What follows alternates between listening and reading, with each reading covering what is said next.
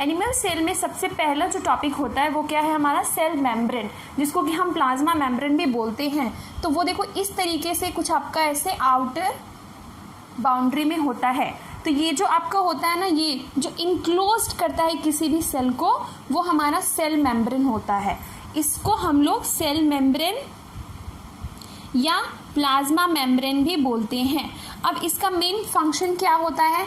इसका एक सबसे इम्पॉर्टेंट फंक्शन ये होता है कि ये अलाउ करता है सर्टेन सब्सटेंसेस को सेल के अंदर जाने में और बाहर आने में। दूसरा, हमारे सेल को एक शेप प्रोवाइड करता है। तो ये इसके फंक्शंस हो जाएंगे सेल मेम्ब्रेन के। सेल मेम्ब्रेन को हम लोग प्लाज्मा मेम्ब्रेन या सेमी परमेएबल मेम्ब्रेन भी इसीलिए कहते हैं क्योंकि ये कुछ सब्सटेंसेस को ही अलाउ करता है, ओनली सर्टेन सब्सटेंसेस। ये कुछ सब्सटेंसेस को अलाउ करता है हमारे सेल के अंदर जाने के लिए और बाहर आने के लिए। तो उसी वजह से इसको हम लोग सेमी परमेएबल मेम्ब्रेन भी कहते हैं। ठीक है, सेल के ऑलमोस्ट सेंटर में हमारा होता है न्यूक्लियस। ठीक है, न्यूक्लियस के अंदर में एक छोटी सी बॉडी होती है जिसको कि हम बोलते हैं न्यूक्लियोलस। ये जो होता है ये हमारा न्यूक्लियस के अंदर में होता है। इस छोटे से बॉडी को हम बोलते हैं न्यूक्लियोलस। तो अब देखो इसके अंदर न्यूक्लियस के अंदर जो होता है वो होता है डीएनए। अब डीएनए क्या है, न्यूक्लियस का क्या फंक्शन है, न्यूक्लियोलस का क्या फंक्शन है, हम समझेंगे। डीएनए जो है ये आपका genetic material of the cell होता है और ये बहुत इंपॉर्टेंट है। डीएनए कहाँ होता है? सेल के न्यूक्लियस में होता है। डीएनए क्या है? DNA genetic material of the cell है और ये एक सेल से दूसरे सेल में ट्रांसफर होता है।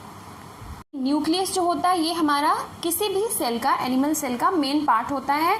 तो ये किस चीज़ के लिए रिस्पॉन्सिबल होता है? ये होता है रिस्पॉन्सिबल ग्रोथ और सेल के मेटाबॉलिक एक्टिविटीज़ के लिए। जितनी भी मेटाबॉलिक एक्टिविटीज़ होती हैं सेल के अंदर, उसके लिए हमारा न्यूक्लियस रिस्पॉन्सिबल होता है। और ये न्यूक्लियस कंट्रोल करता है और रेगुलेट करता है सेल के सारे एक्टिविटीज़ को। सेल की सारी एक्टिविटीज़ को कंट्रोल और रेगुलेट करना न्यूक्लियस का काम होता है। ठीक है, अच्छा, न्यूक्लियोलस जो कि इसके अंदर है, ये न्यूक्लियोलस क्या करता है? न्यूक्लियोलस जो है ये प्रोटीन के कंपोनेंट्स को मैन्युफैक्चर करता है। न्यूक्लियोलस प्रोटीन्स के कंपोनेंट्स को मैन्युफैक्चर करता है। ठीक है, अब इस हमारे सेल मेम्ब्रेन के बीच में, मतलब ये आउटर वाला जो पार्ट है ये, इसके और न्यूक्लियस के बीच में एक फ्लूइड होता है। ये जो फ्लूइड होता है इसको हम बोलते हैं साइटोप्लाज्म। कहाँ होता है ये? हमारा न्यूक्लियस और सेल मेम्ब्रेन के बीच में। इसको हम बोलते हैं साइटोप्लाज्म।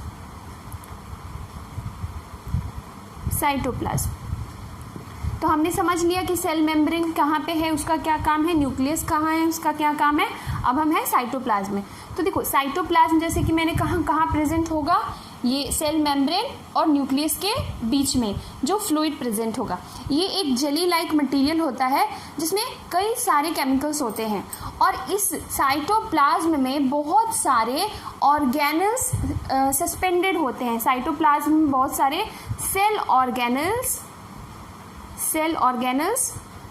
सस्पेंडेड होते हैं। सेल ऑर्गेनल्स अभी हम समझेंगे कि क्या होता है। देखिए, जब आप डायग्राम देखोगे अपनी बुक में किसी भी एनिमल सेल का, तो इस लिक्विड वाले पार्ट में, इस साइटोप्लाज्म में बहुत सारा छोटा छोटा आप स्ट्रक्चर देखोगे। तो वो सारे स्ट्रक्चर जो होते हैं ना किसी भी सेल के अंदर, मतलब inside the cells many small structures are present and that particular structures are known as the cell organelles. अब जैसे एज अ ह्यूमन हमारे शरीर में बहुत सारे स्पेसिफिक ऑर्गन्स हैं जो अलग अलग फंक्शन करते हैं, उसी तरीके से सेल के अंदर भी छोटे छोटे बहुत सारे ऑर्गन्स होते हैं जो सेल के लिए अलग अलग फंक्शन करते हैं। तो उन्हीं ऑर्गन्स को हम लोग क्या बोलते हैं? Cell organelles. अब यहाँ पे अगर इस चार्ट को ध्यान से देखो तो सेल ऑर्गेनल्स में कुछ इंपॉर्टेंट पॉइंट्स जो मैंने यहाँ पे लिखा है, ये हमारा माइटोकॉन्ड्रिया हुआ, फिर एंडोप्लाज्मिक रेटिकुलम, फिर Golgi bodies, then ribosomes, then lysosomes. तो ये सारी चीज़ें हमारे कहाँ पे मिलेंगी? कि साइटोप्लाज्म में मिलेंगी, साइटोप्लाज्म में। तो सेल मेम्ब्रेन जो हो गया वो आउटर पार्ट हो गया, न्यूक्लियस जो हो गया ऑलमोस्ट सेंटर में, इन दोनों के बीच जो हो गया वो साइटोप्लाज्म, और साइटोप्लाज्म में जो सस्पेंडेड ऑर्गन्स हैं उसको हम सेल ऑर्गेनल्स बोलते हैं, जिसमें कि हमारे ये सारी चीज़ें आएंगी। तो अब हम इनको समझेंगे एक एक करके। यहाँ पे एक चीज़ ध्यान देंगे कि न्यूक्लियस के अंदर भी एक फ्लूइड होता है, मतलब ये जो फ्लूइड है ये हमारा सेल के अंदर है, न्यूक्लियस के और सेल मेम्ब्रेन के बीच में है। न्यूक्लियस के अंदर भी एक फ्लूइड होता है और उस फ्लूइड को हम लोग न्यूक्लियोप्लाज्म बोलते हैं। क्यों? क्योंकि वो न्यूक्लियस के अंदर है। साइटोप्लाज्म आप किसको बोलेंगे? जो सेल के अंदर होता है फ्लूइड, और वो न्यूक्लियोप्लाज्म होता है। तो इस साइटोप्लाज्म में हमारे सेल ऑर्गेनल सस्पेंडेड होते हैं। जो पहला ऑर्गन्स है या जो पहला है वो हमारा माइटोकॉन्ड्रिया है। तो माइटोकॉन्ड्रिया अगर आप ध्यान से देखोगे तो कुछ इस तरीके का स्ट्रक्चर आपको ऐसे बुक में मिलेगा। ये माइटोकॉन्ड्रिया का स्ट्रक्चर है जो हमारे एनिमल सेल्स में मिल जाएगा। तो माइटोकॉन्ड्रिया क्या होता है, इसके क्या फंक्शन है, ये सब समझेंगे।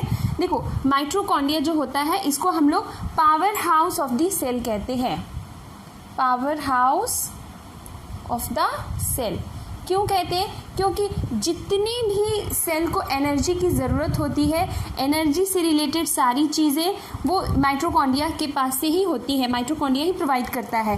ये साइट्स ऑफ रेस्पिरेशन है, किसी भी सेल के लिए जो है माइटोकॉन्ड्रिया साइट ऑफ रेस्पिरेशन है। अच्छा, किसी भी सेल में कितने माइटोकॉन्ड्रिया है ये डिपेंड करता है कि उसको उस सेल को कितना परफॉर्म करना है। अगर उसकी डिमांड ज़्यादा एनर्जी की है, जैसे मसल सेल है, तो वहाँ पे ज़्यादा माइटोकॉन्ड्रिया होंगे, और जहाँ पे कम एनर्जी चाहिए वहाँ पे कम माइटोकॉन्ड्रिया होते हैं। तो माइटोकॉन्ड्रिया जिसको कि हम क्या बोलते हैं? Power house of the cell. तो बेसिकली ये किस चीज़ से रिलेटेड हो गया? Energy of the cell. मतलब हमारे सेल को जो एनर्जी मिलेगा वो कहाँ से मिलेगा? वो माइटोकॉन्ड्रिया से मिलेगा। ठीक है। नेक्स्ट जो हमारा होता है वो हमारा एंडोप्लाज्मिक रेटिकुलम।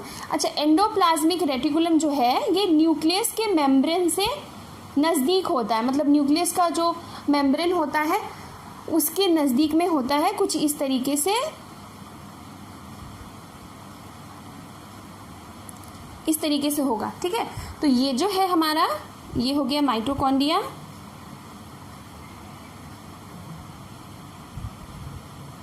और ये हमारा हो गया एंडोप्लाज्मिक रेटिकुलम।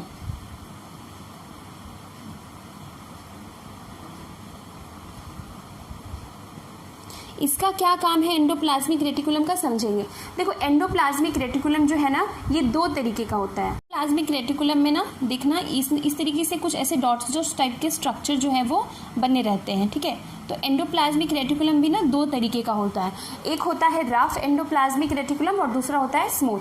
तो रफ और स्मूथ में क्या डिफरेंस है? रफ किसको बोलते हैं? रफ बोलेंगे जिसमें कि हमारा ये जो मैंने अभी बनाया इसमें क्या होता है? एक्चुअली राइबोसोम्स अटैच रहते हैं। तो रफ वाले को आप कैसे समझोगे कि रफ एंडोप्लाज्मिक रेटिकुलम किसको बोलेगा? जिसमें कि राइबोसोम्स, इसमें राइबोसोम्स अटैच रहते हैं। ठीक है। स्मूथ किसको बोलेंगे? जिसमें कि हमारा राइबोसोम्स अटैच नहीं होगा। और ये कहाँ पे रहते हैं? ये हमारे न्यूक्लियस के मेम्ब्रेन के नज़दीक रहते हैं। ठीक है। उसी से उसके नज़दीक रहेंगे। तो रफ व एंडोप्लाज्मिक रेटिकुलम वो होते हैं जिसमें राइबोसोम्स अटैच रहते हैं। ठीक है। अब राइबोसोम्स का क्या काम है, क्या फंक्शन है राइबोसोम्स का? तो देखो, राइबोसोम्स का जो मेन फंक्शन है कि ये प्रोटीन को सिंथेसिस करता है। इसका मेन फंक्शन है सिंथेसिस ऑफ प्रोटीन्स। ये प्रोटीन बनाता है, प्रोटीन को सिंथेसिस करता है। अब ये जो प्रोटीन को सिंथेसिस करता है राइबोसोम्स, वो उसके बाद कहाँ पे चला गया? एंडोप्लाज्मिक रेटिकुलम में चला गया। तो एंडोप्लाज्मिक रेटिकुलम का जो फंक्शन है, इसका मेन फंक्शन हो जाता है कि इस प्रोटीन को ये क्या करता है? ट्रांसपोर्ट करता है। एंडोप्लाज्मिक रेटिकुलम हमारे न्यूक्लियस के नज़दीक रहते हैं और ये दो तरीके के होते हैं, रफ और स्मूथ। रफ वो होता है जिसमें राइबोसोम्स अटैच होगा। राइबोसोम्स का मेन काम है प्रोटीन को बनाना, प्रोटीन को सिंथेसिस करना, और इसके बाद जो एंडोप्लाज्मिक रेटिकुलम है उसका मेन काम है उस प्रोटीन को ट्रांसपोर्ट करना। ठीक है। यहाँ तक क्लियर। इसके बाद अब देखोगे एक दूसरा सेल ऑर्गेनल से जो है गोल्जी बॉडीज। गोल्जी बॉडीज या गोल्जी एपरेटस जो है वो इस तरीके से आपको दिखेगा सेल में, ऐसे करके। ये जो है हमारा, ये गोल्जी बॉडीज है। तो इनका क्या काम है? तो एंडोप्लाज्मिक रेटिकुलम जिस प्रोटीन को ट्रांसपोर्ट करता है वो फाइनली कहाँ जाता है? हमारा गोल्जी बॉडीज़ में। गोल्जी बॉडीज़ का मेन काम क्या है कि ये उस प्रोटीन को रिसीव करते हैं, पैक करते हैं, और जहाँ जहाँ सेल में ज़रूरत होती है वहाँ पे ये उसको सेंड करते हैं। ये बॉडीज़ जो है जो इस तरीके का होता है, इसका मेन फंक्शन है कि इसने जो प्रोटीन को ट्रांसपोर्ट किया उसको रिसीव करना। मतलब एंडोप्लाज्मिक रेटिकुलम ने जिसको ट्रांसपोर्ट किया उसको ये क्या करेगा? रिसीव करेगा। रिसीव करके क्या करता है, देखो ये उसको पैक करके और सेल में या जहाँ भी ज़रूरत होती है वहाँ पे उसको डिस्ट्रीब्यूट करता है प्रोटीन्स को, ठीक है। इसको हम लोग सेल का मेल रूम या पोस्ट ऑफिस ऑफ सेल कहते हैं। क्यों कहते हैं, क्योंकि ये सेम वही फंक्शन प्रोवाइड करता है। जैसे पोस्ट ऑफिस में या मेल में आपको आप अगर कुछ सेंड करते हैं तो एड्रेस दे देते हैं, जहाँ पे जाना होता है वो चला जाएगा। तो सेम वही काम है, वही वर्क फंक्शन है, लेकिन इसका सेल पे है। तो ये उस प्रोटीन को रिसीव करके, पैक करके और डिस्ट्रीब्यूट करता है जहाँ पे भी ज़रूरत होती है। नेक्स्ट जो हमारा आता है वो होता है हमारा लाइसोसोम्स। तो लाइसोसोम्स आपके इस तरीके के स्ट्रक्चर हैं जो आपको सेल में दिख जाएंगे, इस तरीके के जो साइटोप्लाज्म में रहते हैं। तो लाइसोसोम्स का देखो, लाइसोसोम्स का क्या काम होता है। लाइसोसोम्स को हम लोग बोलते हैं suicidal bags of the cell. इसको बोला जाता है suicidal bags of the cell. Cell का सुसाइडल बैग कहते हैं। क्यों कहते हैं, क्योंकि जब वो सेल ख़त्म हो जाएगा, जब वो सेल नष्ट हो जाएगा तो वो इस पूरा लाइसोसोम्स के अंदर चला जाता है, ठीक है।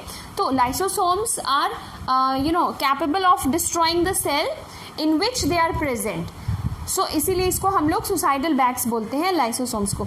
लाइसोसोम्स का जो वर्किंग फंक्शन है, लाइसोसोम्स जो है वो स्टोर हाउस है डाइजेस्टिव एंजाइम्स का। वो डाइजेस्ट करता है डिफरेंट ऑर्गेनल्स को, जो वॉर्न आउट ऑर्गेनल्स हो जाते हैं उनको डाइजेस्ट कर जाता है। फूड पार्टिकल्स हुए, बैक्टीरिया हुए या वायरस हुए, तो उन सबको ये डाइजेस्ट कर जाता है। तो लाइसोसोम्स को हम लोग बेसिकली बोल सकते हैं store house of digestive enzyme. Store house of digestive enzymes. तो मेन पार्ट्स यही होते हैं हमारे एनिमल सेल में, ठीक है। तो एनिमल सेल को एक बार जल्दी से रिकॉल कर लेंगे। जो पहला चीज़ था हमारा ये आउटर वन, जिसको कि हमने क्या कहा था, सेल मेम्ब्रेन। इसको प्लाज्मा मेम्ब्रेन भी बोलते हैं। इसका मेन काम क्या है, देखो सर्टेन सब्सटेंसेस को अलाउ करता है सेल के अंदर बाहर जाने के लिए और सेल को एक शेप प्रोवाइड करता है, ठीक है। फिर हमने सेकेंड पार्ट में न्यूक्लियस के बारे में पढ़ा था। न्यूक्लियस जो होता है वो सेल का मेन फंक्शन होता है, उसके ग्रोथ के लिए रिस्पॉन्सिबल है, उसके मेटाबॉलिक एक्टिविटीज़ के लिए रिस्पॉन्सिबल है और सेल को कंट्रोल करता है, सेल की सारी एक्टिविटी को रेगुलेट करता है। तो न्यूक्लियस जो हमारा है वो मेन पार्ट होता है, ठीक है। इस न्यूक्लियस के अंदर एक छोटी सी ऑब्जेक्ट होती है, छोटी सी बॉडी होती है, जिसको कि हम न्यूक्लियोलस बोलते हैं। न्यूक्लियोलस का मेन फंक्शन क्या है कि ये प्रोटीन के कंपोनेंट्स को मैन्युफैक्चर करता है। मतलब जो भी प्रोटीन चाहिए उसके लिए जो कंपोनेंट्स बनेंगे वो न्यूक्लियोलस में बनेंगे। न्यूक्लियस और सेल मेम्ब्रेन के बीच में जो लिक्विड, जो फ्लूइड प्रेजेंट है उसको हम साइटोप्लाज्म बोलते हैं।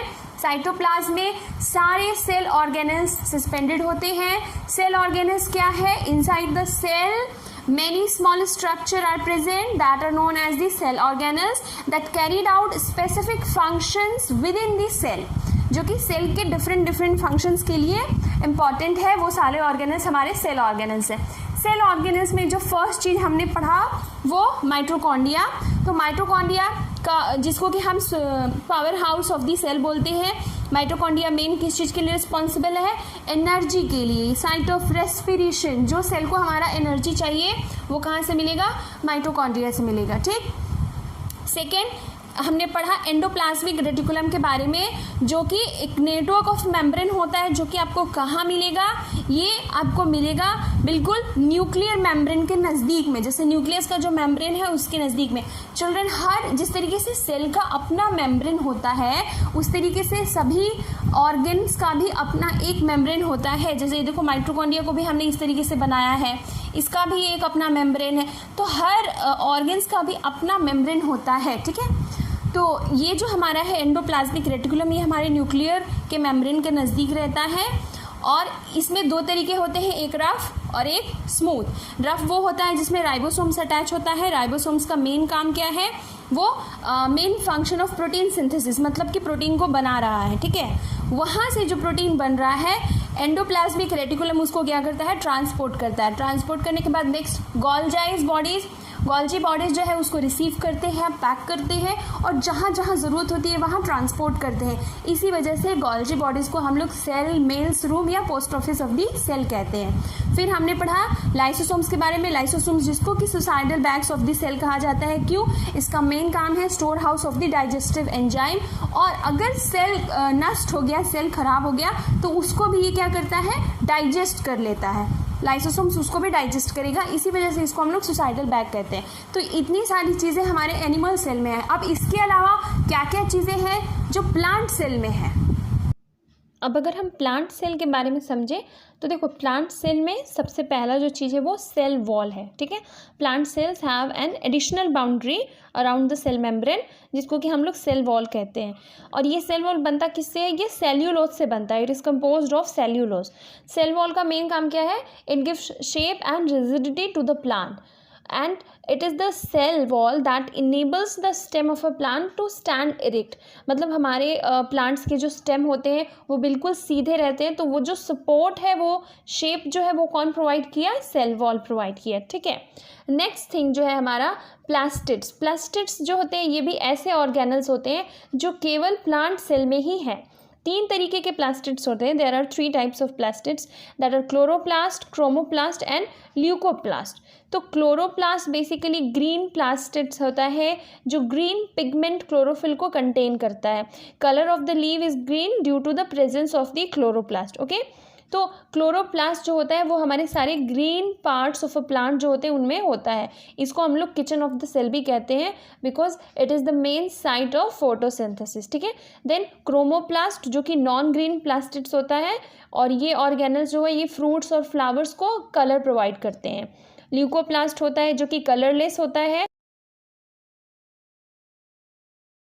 These are basically present in the roots and the non-photosynthetic tissues of the plants। इसका मेन काम क्या है? ये जो ऐसा ऑर्गेनल्स है जो कि फूड को स्टोर करता है। फिर हम आते हैं नेक्स्ट वैक्यूल्स में। देखो, वैक्यूल्स क्या है? ये होते दोनों में है। They are found in both animal and plant cell, लेकिन प्लांट सेल में बहुत बड़े साइज के होते हैं, okay.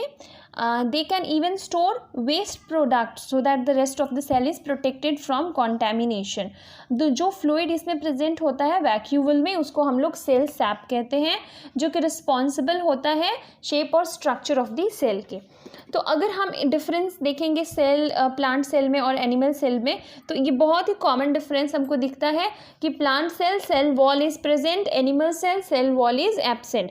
Cytoplasm is not as dense as that of the animal cell in the plant cell, and animal cell cytoplasm is dense.